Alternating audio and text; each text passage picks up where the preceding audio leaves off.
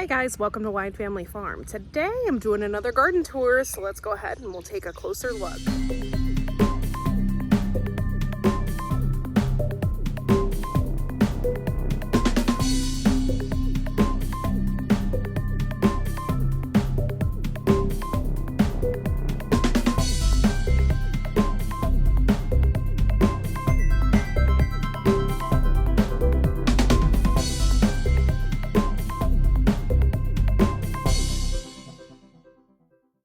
Okay, y'all. Yeah, I'm wearing this ridiculous hat, but it's better than being sunburnt. So I'm just going to show you what I got so far and what's going on. There's a lot of successful things that are going on with our garden right now, which is pretty awesome. So let me flip this around and show you. This is my herb garden. I successfully, this is the first time that I have ever successfully harvested basil, which I'm super excited. I didn't realize, I guess I just wasn't educated and I didn't really know what I was doing. Basically you count the knots in it, and then if you have 5 knots and it doesn't clip the entire plant off, you have 5 knots, you clip it, and then it's harvestable, and then it will just continue to grow. And you know, I clipped these already. That one you can tell a little bit here that I already clipped it, but it's healthy. Look how healthy these are. I've clipped them once already. I'm so excited about that. I harvested my dill, which you probably already know because I did a video about that, but this is the new cilantro that I did that progression with. So I did that, and then I planted another row right here of cilantro, and then I wasn't very successful with doing the holy basil at all. Like, I tried to do it, start it, and it didn't do very well. So I planted some holy basil right here. I'm hoping that it comes up. If it doesn't, it's not that great of a loss, but yeah, I just really hope that it pops up. This is my borage, and my borage, it's great. I don't see how worth it is to really have it in my garden. The little flowers, they're good. They taste like cucumbers. That's great, but I don't really see a need for it. However, it's gotten prolific. It like formed all the way over here, and I've had a ton of bees come to it. So I might just next year plant it in a pot and use it for pollination purposes to draw the pollinators in. So that has worked. My lettuce over here has gone to, you can tell it's starting to go to seed, like over here. So I'm hoping that's the case and it can collect the seeds from it, because this was the best lettuce I have ever had. Yeah, we had buds all over these, and we still do. These are potatoes, and we're gonna get ready to harvest those before too long. These are carrots. They got stunned because it was cold there for a while, so we let them go. I did pull one up. I didn't tell my husband, but I pulled one up, and it was just not even very long at all. So we were supposed to have picked some of these already, but we're just gonna let them go and see how big they actually get. And if not, there's always the fall. So our peas are unbelievably, look at this. I just can't believe this. Look at all these pods. And I always thought like peas were a cold weather crop, but they're loving this. They're loving this heat. I mean, the bottoms are dying off just a little bit. They're getting sun scalded, but they're producing a lot of peas, and we're getting a lot. These are the King Tut variety.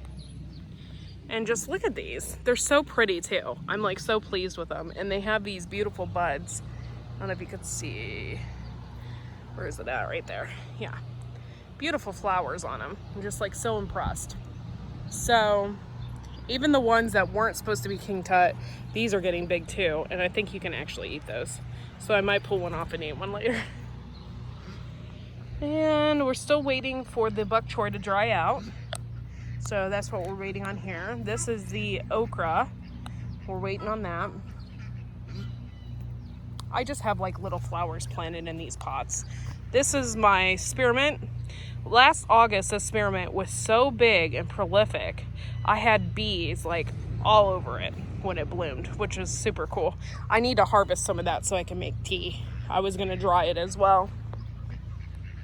And I have flowers in there. Man, you can smell onions so wonderfully from this bed. I mean, you just smell them. They smell really good. Can't wait for these to get a little bit bigger. I also didn't know this, but I was on a homesteading site the other day and they said that you can leave the onions all winter long. I didn't know that, which I'm excited about. So if these don't get big enough, we can just leave them throughout the winter, and hopefully next spring we can actually have an onion harvest. So I'm hoping they get a little bit bigger, but if they don't, it's okay too. These are probably ready to, some of these are probably ready to pull. I like these kind of onions real small, so these are just the bunching ones.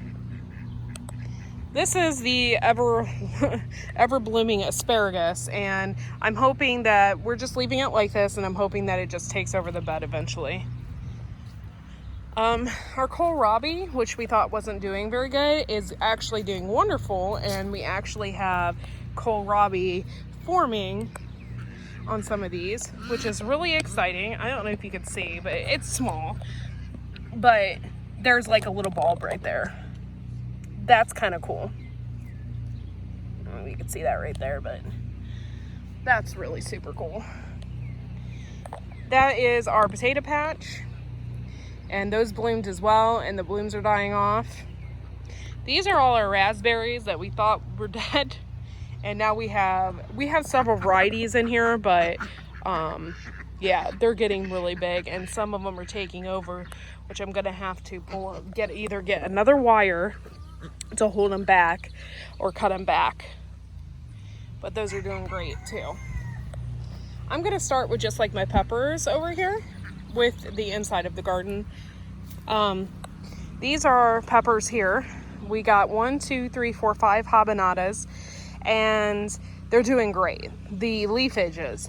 We haven't got a sign of a pepper yet. However, we do have some flowers forming that I'm sure will turn into peppers here shortly. That goes with the rest of our peppers, which are also doing really great, and I'm hoping that we get a ton. This has blooms on it. I don't know if you can see. It's starting. And we did have a problem with some flea beetles. You can obviously tell in some of these, like they're look like Swiss cheese on the leaves. But it's actually doing really good. Some of these are California Wonder, some of these are bullnose, and then I have like a Spanish pepper that I planted in here, and that's doing pretty good. So I'm super excited. We had flea beetles on our ground cherries as well. You can see the Swiss cheese. That's, you know, but we had it really bad one year last year too, and our plants still did pretty good. We still haven't harvested a ground cherry off of here yet. You do have to wait till they turn brown. A lot of times now, especially with this garden fabric, I probably am just gonna wait until they fall off, because you can see them really clear with this garden fabric, so no problem there. But we got a ton of ground cherries, and I think a lot of people are gonna enjoy it this year for sure. Man, I could smell onions so strong. Like that onion bed is like so strong. It smells so good. This whole garden is like really blowing up. These are Cherokee purple tomatoes, and we got buds all over these. These are doing great. I even think we have a tomato. I don't know if it's on the other side. We might have a tomato on this, or maybe it was the other one. I saw a small one. Let's go ahead and we'll take a closer look. I thought I saw one, but maybe it was on the other side. No, I don't see it. But these are the Cherokee purple, and these are my husband's favorite tomatoes. And we got buds on them. So exciting. Can't wait. Oh, yep, we got a tomato. I knew it was over here. There it is, our first tomato of the year. Cherokee purple. This is Baker Creek here. This is straw flower. I planted that because last year I really got some awesome pictures of it. And this was a variety of different colors. And I can't wait for this to bloom. I got like a head on it right here, so it's gonna be really pretty. Can't wait. My toothache plant, if you've ever planted this before, it's absolutely wonderful. I highly suggest getting one and harvesting it. Man, I still smell onions. It just the whole garden smells like onions. I love onions, so it just smells so good. But these are really awesome. I've been harvesting them. I've been picking them off. The more you pick, the more it comes on. And I have not been watering it. I found out if you don't water your toothache plant every day, they like that. They like water once a week. So I've just been letting it go, and it's served me right, if I can say that. This is that hummingbird mint. It has not got any bigger. I don't really know what to do with it just yet. I was going to make some oils and stuff out of it, so we'll see how I can do that, and I might need to educate myself a little more on it. This is also Cherokee Purple, and I don't see any tomatoes on this one yet, but the other ones had it. These are tomatillos, and we have all these strung up and attached to the fencing. Let's see. I don't see any tomatillos forming, but we have a ton of flowers. I mean, just a ton of flowers. And they're getting huge. So I can't wait to get some tomatillos. These are all these are yellow pear. These are basically all cherry tomatoes here. This is yellow pear, and these are Brad's Atomic Grape. That is blueberry, and I can't wait to actually taste a Brad's Atomic Grape. I think I'm more excited about the colors. So I can't wait to see what those are gonna look like. The blueberries are doing awesome. And look closer here at that stem. I mean, they're just getting huge. That stem right there is just amazing. Man, that onion smell is just great. That's what makes a garden. The tomato smell that you get from just walking past the tomatoes, and that onion smell is just amazing. It's what you want in a garden.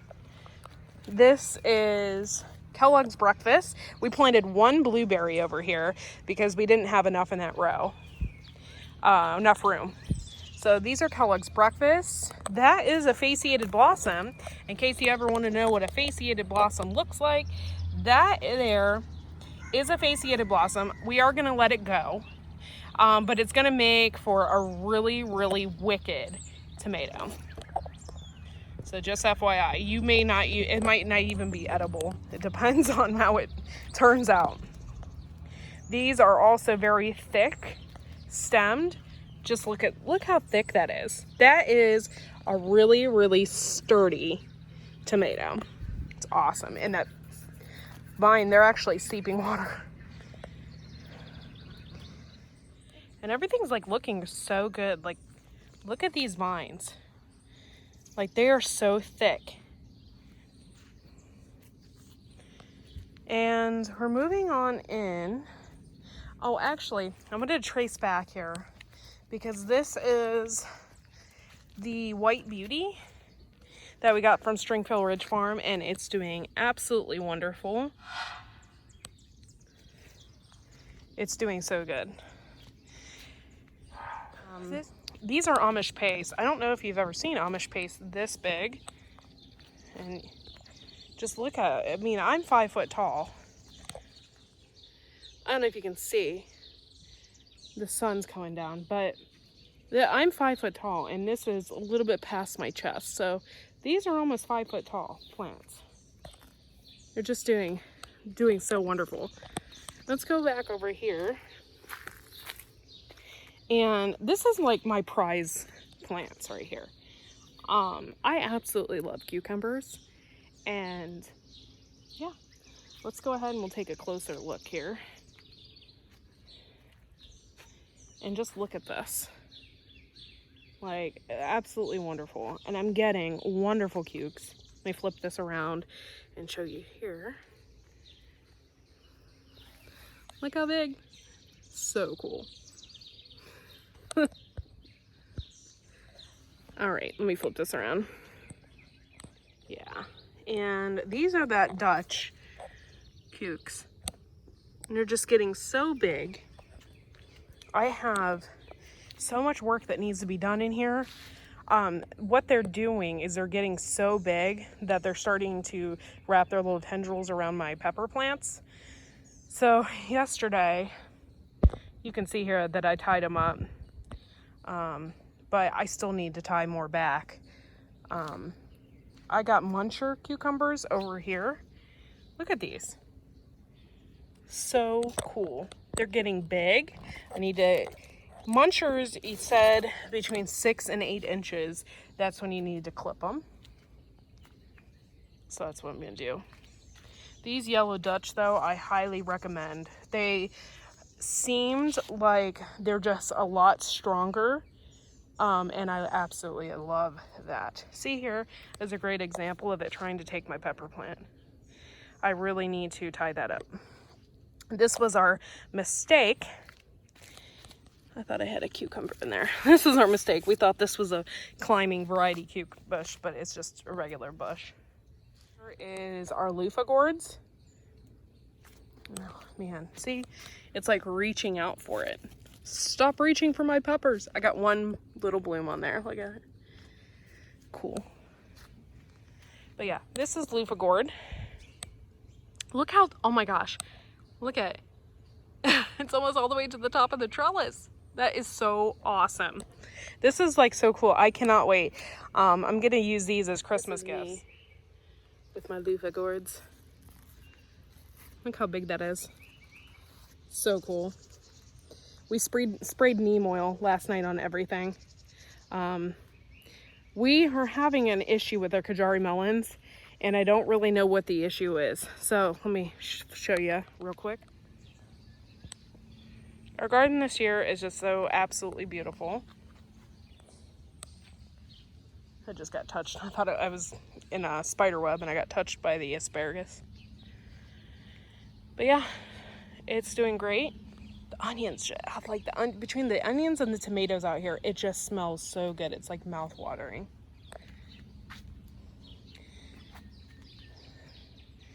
This is our cucumber lane here.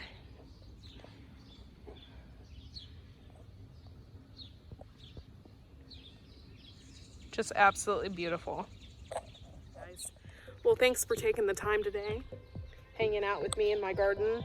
It's not as big as some people, but this is our second year gardening here at Whyde Family Farm, and everything is just absolutely beautiful. Like, it's way more than what we ever dreamed of.